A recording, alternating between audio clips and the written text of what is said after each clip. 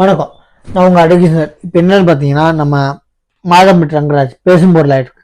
நம்ம ஜாய் கிருஷ்ணா என்னை கல்யாணம் பண்ணிக்கிறேன் என் மாத்திராலே தெளிவாக சொல்கிறாங்க. நானும் என் முதல் மனைவியும் ஜுடிஷியல் செப்பரேஷன் இருக்கோம்னா, அந்த அறிவு கூட உனக்கு இல்லைன்னா, ஜுடிஷியல் செப்பரேஷனா இன்னொருத்தர் கல்யாணம் பண்ணிக்கிறத கோர்ட்டே ஒரு பஞ்சாயத்து மாதிரி பண்ணி புருஷன் முன்னாடி தனியாக இருக்குன்னு சொல்கிறது தான் ஜுடிஷியல் செப்பரேஷன். வெளிப்படையாக சொல்லணும்னா ஈஸி வேர்ட்ஸில், அதாவது மக்களுக்கு சென்றடைய ஒரு வார்த்தையில கோர்ட்டே முன்னாடி பஞ்சாயத்து பண்ணி புருஷன் முன்னாடி தனியா இருங்க அப்படின்னு சொல்றதுதான் ஜுடிஷியல் செப்பரேஷன். அவ்வளவு தெளிவா ஜுடிஷியல் செப்பரேஷன் இருக்காங்க. அதனால என்னை கல்யாணம் பண்ணி ஏமாத்தாங்க, எனக்கு குழந்தை இருக்குன்னு காட்டினா இப்ப சுப்ரீம் கோர்ட்ல அது கிரிமினல் குற்றம் இல்ல, எக்காரத்தை கொண்டும் அவங்க மேல கிரிமினல் குற்றம் பதிய முடியாது. ஒரு ஆணும் பெண்ணும் நீங்க செக்ஷுவல் இன்டர்கோர்ஸ் வச்சுக்கிட்டு நீங்க முன் ரேப்பா இருக்காது, சரிங்களா? நீங்களே உங்க உங்க என்ன சொல்றது கன்சென்ட்டோட உங்க உரிமையோட இந்த மாதிரி ஈடுபடுற போது எக்காரத்தை கொண்டும் அவங்க மேல கிரிமினல் வழக்கு பதிய முடியாது. அந்த ஆக்சுவலி மாதம்பட்டி ரங்கராஜ் சொன்னாரு ஜுடிஷியல் செப்பரேஷன் இருக்குன்னு சொல்லிட்டு இவங்க சொல்றாங்க ஒரு வீடியோல. அப்படி இருக்க அவங்க கொஞ்சம் கூட உங்களுக்கு அறிவில்லையா? ஜுடிஷியல் செப்பரேஷன்னா ஒரு வக்கீல்டே போய் கேட்டுருக்கணும்.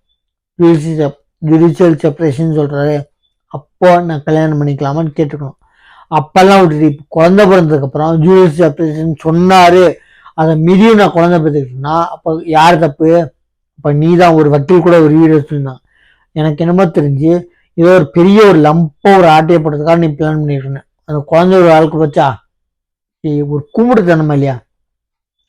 தெளிவா சொல்லியிருக்கான். யாரு சொல்லியிருக்கான்னு வச்சுக்கோங்க, சொல்லியிருக்கானோ சரிங்களா? தெளிவா சொல்லியிருக்காரு மாதம்பட்டி ரங்கராஜ். அவன் கூட சொல்லலாம், இல்லை அவர்னு கூட சொல்லலாம், நீங்க எப்படி எடுத்துக்கணும். ஏன்னா இந்த மாதிரி ஒரு குப்பையான ஆள்கிட்ட போய் அந்த லேடி அட்வொகேட்டு ஒரு குப்பையான ஒரு ஆள்கிட்ட போய் எதுக்கு ஒரு விழுந்தாருன்னு தெரியலன்னா, என்ன சொல்றேன், ஜுடிஷியல் செப்பரேஷன் அவ்வளவு தெளிவா சொல்லியிருக்காரு. அப்போ உனக்கு ஜுடிஷியல் செப்பரேஷன் தெளிவா தெரியலன்னா நீ ஒரு வக்கீல்கிட்ட போய் கேட்டுட்டு நான் இன்னொரு கல்யாணம் பண்ணலாமான்னு கேட்டுக்கணும்.